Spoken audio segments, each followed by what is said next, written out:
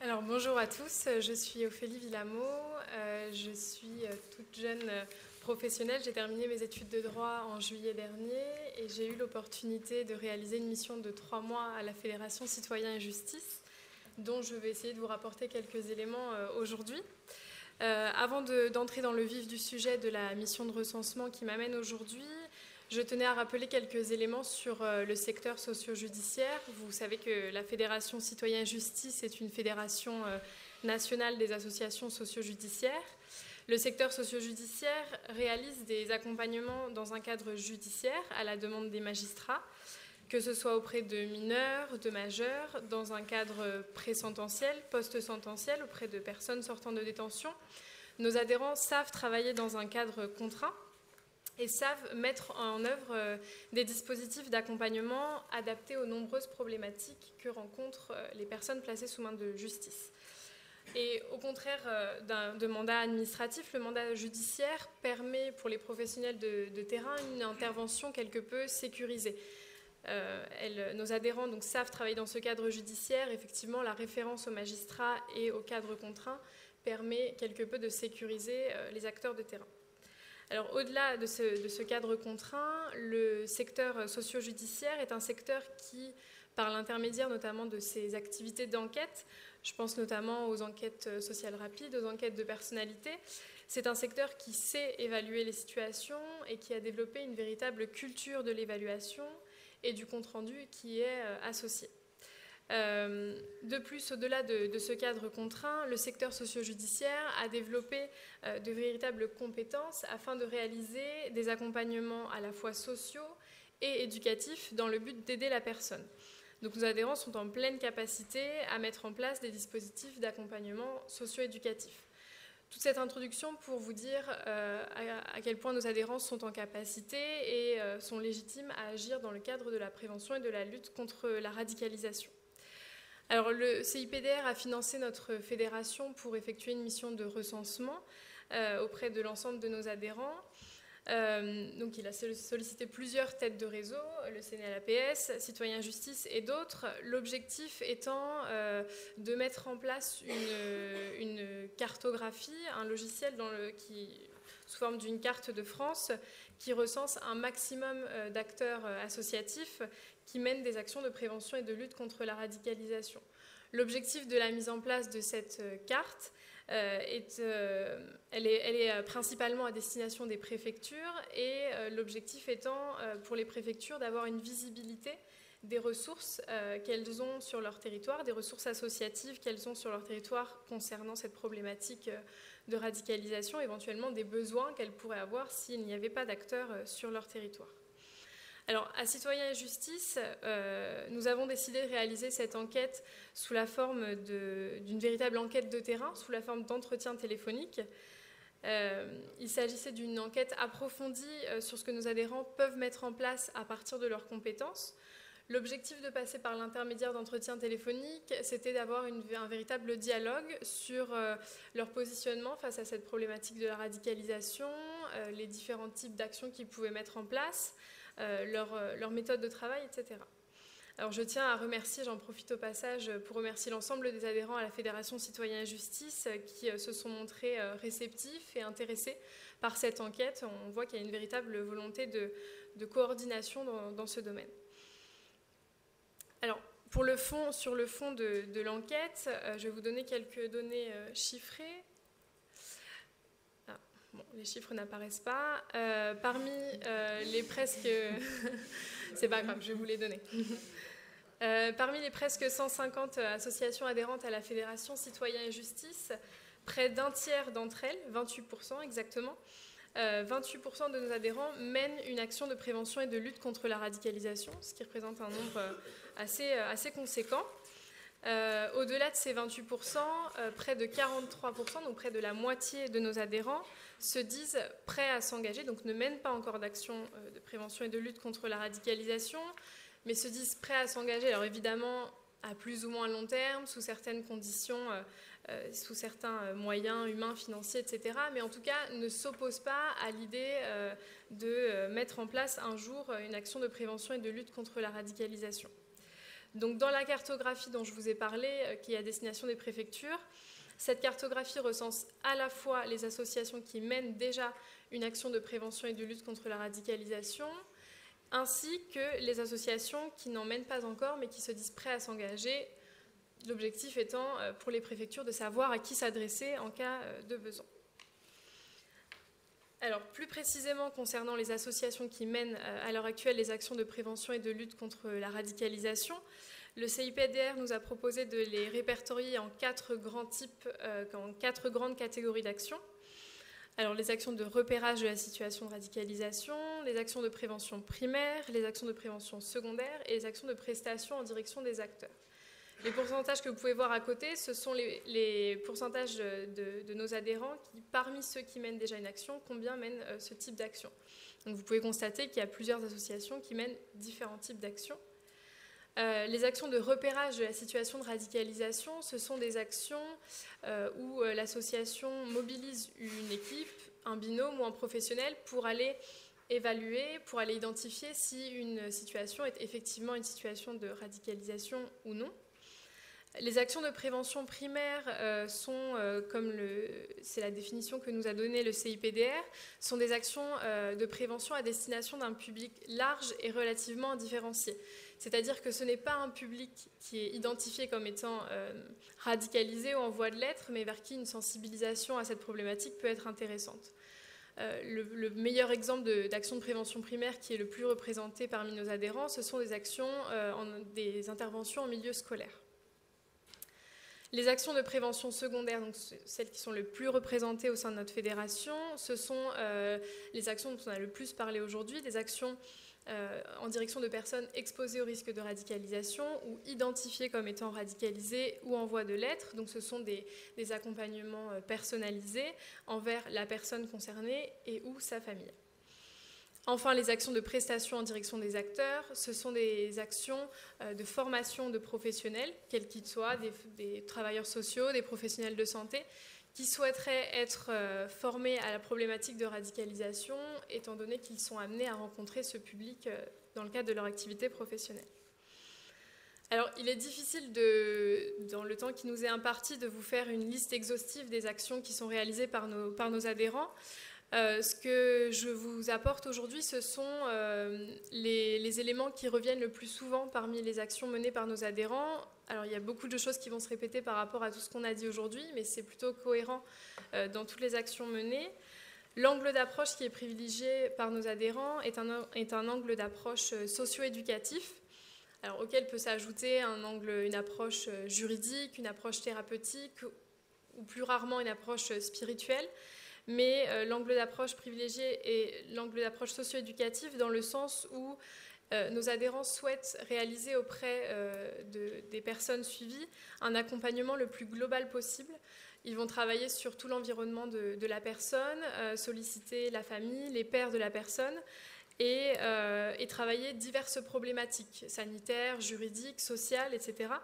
Il est vrai que les associations se montrent assez prudentes quant à l'évocation de la religion, de la problématique de la radicalisation en elle-même. Ces points sont abordés généralement avec la personne, mais ne constituent pas l'axe principal de travail, l'accompagnement étant réalisé plutôt par des éducateurs spécialisés, des psychologues, etc. Donc les adhérents ont fait part du fait qu'ils sollicitaient au maximum les structures locales pour créer une sorte de maillage partenarial autour de la personne. Bien souvent, la personne accompagnée se retrouve dans une situation de fragilité, de quête identitaire. Et l'idée de créer un maillage partenarial autour de la personne permet de stabiliser au maximum l'accompagnement et le fait qu'elle trouve un maximum de repères sur lesquels s'appuyer. Les accompagnements réalisés le sont bien souvent auprès de mineurs et de jeunes majeurs. Bien entendu, il existe des accompagnements auprès d'autres personnes, mais c'est la tranche d'âge qui revient le plus souvent dans les accompagnements réalisés et dans les exemples donnés, et des mineurs ou jeunes majeurs qui présentent souvent des signaux entre guillemets faibles de radicalisation, avec qui on peut travailler un véritable projet de vie. Pour vous donner un exemple d'accompagnement global, les stages que peuvent réaliser certaines de nos associations travaillent de nombreuses questions. Alors les personnes orientées par les magistrats vers ces stages généralement présentent une problématique de radicalisation, mais toutes les problématiques abordées lors du stage sont beaucoup plus larges que la seule problématique de radicalisation. Les thèmes abordés vont des valeurs républicaines en passant par la citoyenneté, la laïcité, etc. et ne restent pas centrés sur l'unique problématique de radicalisation. Il en va de même pour les actions de prévention primaire dont je vous parlais tout à l'heure, les interventions en milieu scolaire. Il y a un grand travail qui est fait sur le développement de l'esprit critique, sur l'utilisation des réseaux sociaux, Internet. Donc on ne se centre pas sur la problématique de radicalisation, mais indirectement, on va travailler sur des problématiques un peu plus larges qui auront un effet sur cette problématique de radicalisation. Un dernier exemple d'action qui est régulièrement revenu, notamment dans nos associations d'aide aux victimes, ce sont les actions les groupes de parole à destination des familles de personnes radicalisées, ou en tout cas des familles de personnes des familles qui présentent des inquiétudes par rapport à leurs proches. Donc voilà différents types d'actions que peuvent réaliser nos adhérents. Alors nos adhérents ont pu faire part, pour certains, lorsqu'ils agissent à la demande de la préfecture, ont pu faire part de la difficulté, d'une difficulté d'assiduité à laquelle ils se confrontaient. Comme je vous l'ai dit en introduction, la plupart de nos adhérents agissent dans le cadre de mandats judiciaires, de manière générale, mais parfois, dans le cadre des actions de prévention et de lutte contre la radicalisation, le problème d'assiduité dû au fait que le mandat soit administratif fait que l'association est obligée de changer de positionnement et ne peut imposer l'accompagnement, mais seulement le proposer. Alors elle se positionne en tant que repère pour la personne et propose simplement de faire du lien entre la personne et les structures aidantes. D'autres associations affirment au contraire préférer intervenir sur le fondement d'un mandat judiciaire pour faciliter le suivi et parfois engendrer un certain investissement. Quoi qu'il arrive, dans tous les cas, l'objectif recherché par nos adhérents et dans les accompagnements qu'ils peuvent donner, c'est l'adhésion de la personne, et ils cherchent à réaliser un travail sur les fragilités de la personne et une éventuelle situation d'emprise dans laquelle il se trouve, qu'il exprime par le biais d'une dérive radicale. L'objectif de nos adhérents est de réaliser un véritable travail sur le projet de vie de la personne et de manière la plus globale possible.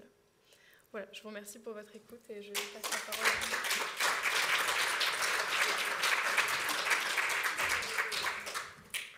vous. Donc juste 2 mots pour vous présenter le CNLAPS. Donc vous avez une cartographie qui représente en fait tous les adhérents du CNLAPS, 120 adhérents, donc issus bien sûr de la prévention spécialisée. On est organisé en 8 régions qui ne correspondent pas aux régions administratives et avec également un organisme de formation référencé au Datadoc. Donc le CNLAPS, tête de réseau national de la prévention spécialisée, donc elle est composée d'adhérents du secteur associatif et non associatif, à savoir que des métropoles ont pris la compétence depuis la loi NOTRe de la prévention spécialisée. Donc on a depuis quelques années quelques adhérents qui sont des métropoles, pour ne pas les citer, Toulouse, Nice, Côte d'Azur et j'en oublie, et l'Isère. Grenoble. Voilà, on a aussi des GIP, des communautés d'agglo qui ont pris aussi la compétence prévention spécialisée, à savoir qu'en principe, c'est une compétence des conseils départementaux dans le cadre de la protection de l'enfance. On en a parlé ce matin. On se situe, nous, quand on travaille sur la question de la prévention de la radicalisation, on prend le jeune comme victime, plutôt mineur en danger, mineur à protéger que délinquant. Même si on s'inscrit bien sûr dans la politique de prévention de la délinquance également, comme dans les autres politiques publiques, notamment politique de la ville et la cohésion sociale. Donc le CNLAPS, tête de réseau national, donc représente ses adhérents auprès des pouvoirs publics, coordonne donc Le réseau anime des groupes de travail thématiques, des commissions, vient en soutien technique par la formation, l'information et la sensibilisation auprès de ses adhérents et donc propose des formations aux adhérents et aux non-adhérents. Voilà pour très globalement l'organisation de CNL. Sur la question de la prévention de la radicalisation, le CNL a été sollicité par les préfectures en 2014. Hein, ce n'est pas le CNL ou la prévention spécialisée qui s'est investi sur cette thématique, mais c'est à la demande donc, de la préfecture en 2014, notamment des Bouches-du-Rhône, qui a sollicité une association pour travailler sur ces questions. Par rapport au nombre d'inscrits aujourd'hui, beaucoup sont des partenaires et non issus de la prévention spécialisée. Juste un petit rappel, la prévention spécialisée, c'est quoi, hein? C'est bien une action, une mission et non un dispositif, une mission de proximité qui s'inscrit sur un territoire et qui vise donc à lutter contre le décrochage et la marginalisation des jeunes vulnérables et qui donc met des actions sur le terrain tant collectif qu'individuelles. Pourquoi la prévention spécialisée a été sollicitée par les préfectures? Premier élément de réponse, la prévention spécialisée est implantée sur les territoires et potentiellement en lien avec les personnes radicalisées ou en voie de radicalisation. C'est ce qu'on a pensé en 2014. Capacité de travailler sur des situations difficiles, puisque ce sont des publics les plus en marge et en difficulté. Souplesse d'intervention et de réactivité, elle est souvent dans l'expérimentation, l'innovation, l'adaptation à la problématique sociale émergente. Voilà, 3 éléments de réponse par rapport à cette question. Si on remonte quelques années en arrière, donc comme je vous le disais, 2014, sollicitation par une des préfectures, par 2 d'ailleurs, le Nord et puis les Bouches-du-Rhône, pour intervenir sur cette question. Et donc très rapidement, s'est mis en place donc dès septembre 2014, donc la première cellule d'écoute et d'accompagnement des familles, donc confiée à l'association ADAPT 13 à Marseille. 2015, donc mise en place des projets locaux associant les habitants, les familles, le vivre ensemble, plutôt dans le Nord. Création de nouvelles cellules, donc là on est plus sur Saint-Étienne, la Loire et d'autres, hein, puisque la première était en 2014 et aujourd'hui on est autour d'une dizaine de cellules d'écoute et d'accompagnement des familles. Participation du CNL-APS dans cette même année 2015 aux différentes instances nationales et groupes de travail au CIPDR. Et bien sûr, les adhérents ont souhaité en fait se former sur cette question grâce aux formations mises en place par le secrétariat général CIPDR en 2015. 2016, création au CNL-APS d'un groupe de travail, ce qu'on a appelé la commission prévention éducative des radicalisations violentes, donc piloté par Michel Scotto et aujourd'hui par Michel Scotto et Jean-Paul Méloni. L'idée était que ce groupe soit un appui aux adhérents, échange sur les pratiques et puis aussi puisse avancer échanger, avancer sur les pratiques pour pouvoir aboutir à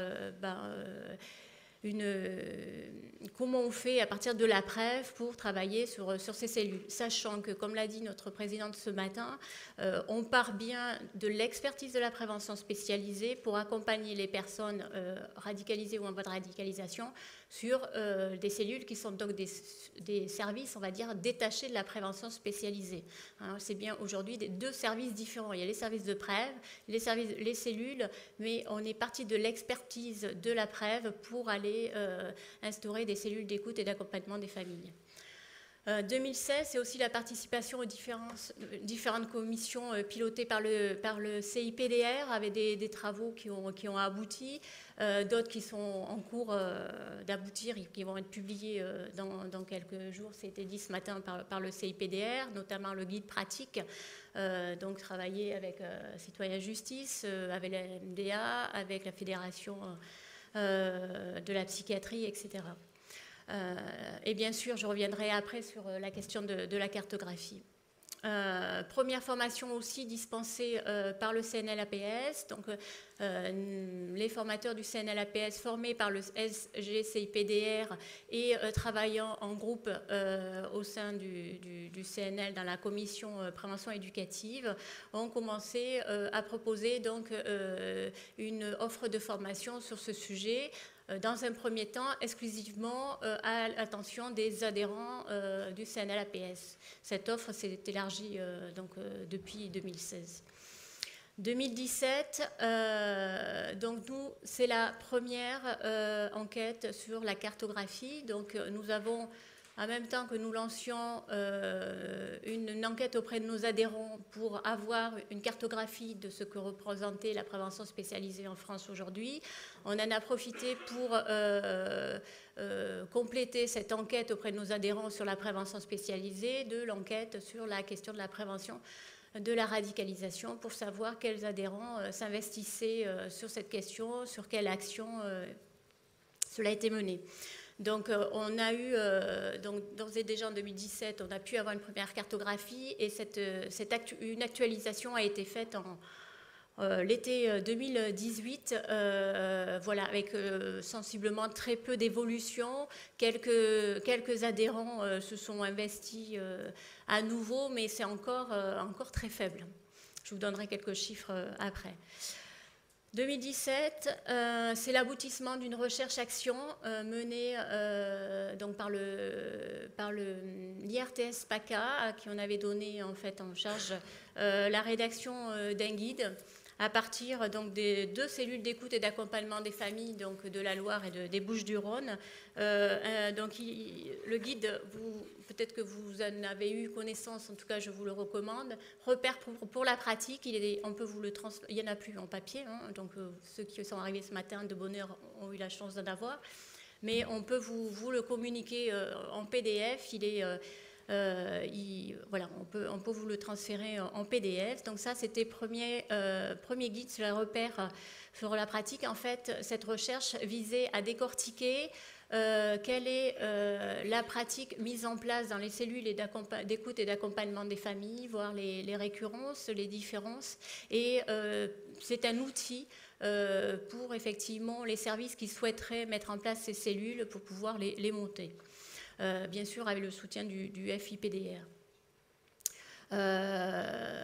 Aujourd'hui, on est sur la rédaction du 2e guide, toujours avec l'IRTS PACA. Il y a eu la semaine dernière, en fait, un séminaire, toujours à Marseille, avec de nouveaux sites, puisque certains, et notamment une métropole, pour publier en juin le 2e guide sur repères pour la pratique, non plus que sur les cellules d'écoute et d'accompagnement des familles, parce que certains adhérents ont mis en place d'autres dispositifs que les cellules. Et l'idée était effectivement de produire un document qui permettra aux professionnels de se saisir de cet outil, sachant que celui-ci était à destination des préfectures initialement. Voilà. Il est très utile pour les praticiens, mais la commande il a été distribué à toutes les préfectures dès 2017. 2017, formation des formateurs autour des questions de radicalisation au sein du CNLAPS. Donc l'idée, c'était de faire un pool formateur sur cette question-là. Aujourd'hui, le pool formateur prévention de la radicalisation CNLAPS est autour de 10 personnes. 10 personnes qui sont praticiens, qui sont sur le terrain, qui exercent cette mission et en même temps qui font partie de plusieurs réseaux. Voilà, donc ils interviennent en formateur, mais ils ont aussi l'approche terrain. Le 2017, c'est aussi la création de l'Observatoire Rupture, Jeunesse et Remédiation avec la Maison des Sciences et de l'Homme et le CNRS, il manque un R, et la ville de Grigny. Donc c'est un observatoire qui donc composé de plusieurs chercheurs. Voilà, il commence... et Jean-Paul Méloni, qui représente le CNL à cet observatoire, donc travaille sur un événement pour la fin de l'année, un colloque pour présenter des recherches donc mises en place par cet observatoire, des ateliers. Enfin, il y a eu également la publication d'un travail fait par Véronique Leguoisiou sur Marseille, sur radicalisation et montée du fait religieux, une commande qui avait été faite à l'ADAP. C'est aussi un guide qui est aussi accessible par mail. Le CNL-APS, donc formé initialement ses adhérents, et puis a été sollicité par le Conseil régional Île-de-France durant l'année 2017 pour former les référents des ligues sportives. Donc, public sensible. Donc l'idée était de former ces référents pour qu'eux, en interne, puissent déployer après une sensibilisation auprès de chaque ligue. Donc on a formé à peu près l'ensemble des ligues sportives de la région. 2018-2019, on est sur la fin de nos actions. Comme je vous le disais tout à l'heure, la recherche repère sur la pratique numéro 2 est en cours. Voilà, la recherche-action avec l'ARCA, dont on a vu ce matin, on vous a parlé des outils, et donc le rapport final que nous rendrons au CIPDR est prévu en juin 2019. Et le groupe de travail CNL-APS poursuit son travail de soutien aux adhérents d'échange de pratiques. Et enfin, l'actualisation de l'enquête auprès des adhérents qui a été faite l'été dernier. Donc, en résumé, quatre gros champs d'intervention sur le sujet de la prévention de la radicalisation au CNL, des actions concrètes de lutte contre la radicalisation, donc cellules d'écoute et d'accompagnement des familles, mais c'est aussi des équipes mobiles, mais c'est aussi toute action primaire et secondaire qui sont mises en place par les adhérents, donc de façon très diverse. Il y en a énormément, donc je ne vais pas toutes les décrire ici. C'est aussi l'animation du réseau en interne au sein du CNL et à la participation à des réseaux externes au niveau national, mais aussi au niveau international européen, puisqu'on a fait partie du réseau RAN. C'est aussi une démarche permanente de recherche-action et les résultats de la recherche qu'on investit après, bien sûr, sur nos formations, puisqu'on actualise en permanence les formations, et de publication. Sur l'enquête qui mène à la cartographie qui est destinée aux préfectures, Ophélie vous le disait, donc on ne vous montrera pas de carte sur le résultat de cette enquête. Nous, au sein du CNL-APS, donc 48 organismes ont indiqué s'impliquer ou souhaité s'impliquer, 48 sur 120, pardon, s'impliquer sur la question de la radicalisation ou la prévention de la radicalisation. Ça fait 42% de nos adhérents. 33 organismes sont directement impliqués. 7 organismes ont mis en place des cellules d'écoute et d'accompagnement des familles et des jeunes. Sur l'action de prévention primaire, je dirais que c'est le cœur de métier de la prévention spécialisée, puisque ce sont des actions prévention à l'égard des jeunes. C'est le travail quotidien des équipes de PREV. Et sur les actions de prévention secondaire, on est plus là sur suite à un signalement et une saisine par les CEPRAF sur en fait les cellules. Enfin, voilà. Au niveau de la formation, donc je vous le disais, une équipe de 30 formateurs dont 10 interviennent sur le sujet de la prévention de la radicalisation. Depuis 2015, on a formé 602 personnes, donc au départ des professionnels de la prévention spécialisée qui souhaitaient s'investir dans le champ de la prévention de la radicalisation, puis plus largement auprès des travailleurs sociaux et donc des référents des ligues sportives en Île-de-France. Et enfin, donc l'année passée, on a été sollicité donc par une préfecture pour mettre en place des formations pluridisciplinaires sur la prévention de la radicalisation, donc à destination de publics qui sont des agents de collectivité dans le même groupe, hein, agents de collectivité, missions locales, travailleurs sociaux, police nationale, police municipale et j'en oublie. Voilà. Donc nos formations ont été dispensées par un binôme de formateurs. Ça permet aussi une pluridisciplinarité, et puis compte tenu de de la complexité du sujet. Je crois que les formateurs sur le sujet ont bien été ravis d'intervenir en binôme. Voilà. Voilà pour la formation. L'animation du réseau, on est à 14 réunions du groupe Prévention de la radicalisation aujourd'hui. Ce qu'on peut voir, c'est qu'en début d'année, on a eu, bon, la prochaine se déroulera demain et on mettra à l'œuvre les outils de l'ARCA, mais la réunion de janvier, on a pu voir venir dans ce groupe des adhérents qui n'avaient jusque-là pas souhaité s'investir dans la question de la prévention de la radicalisation et qui se disent maintenant, il faut y aller. On ne peut plus attendre, voilà, et donc ils viennent, voilà, du coup chercher des outils pour être sensibilisés et formés à cette question. Notamment, je dirais, des adhérents d'Île-de-France qu'on ne voyait pas jusqu'à présent. Ils ne souhaitaient pas s'investir sur ce sujet. Voilà.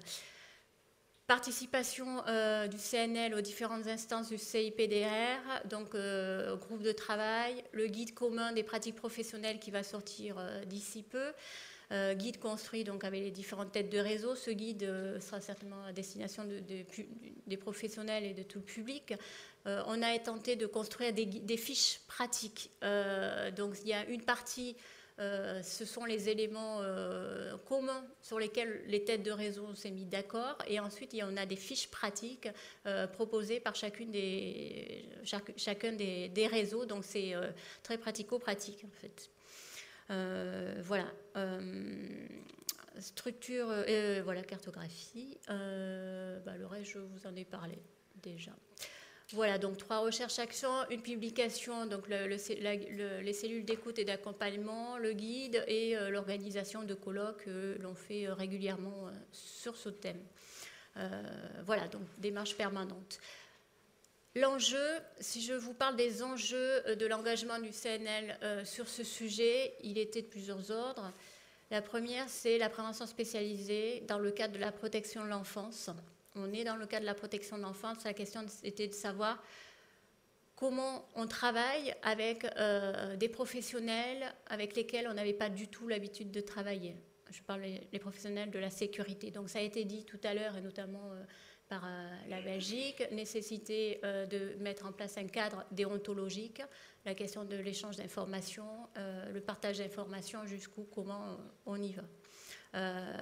Voilà, l'enjeu, c'est bien sûr pouvoir prévenir, soutenir, protéger les mineurs que l'on considère toujours, nous, en danger et dans un cadre de protection plutôt que de délinquance. Voilà, merci.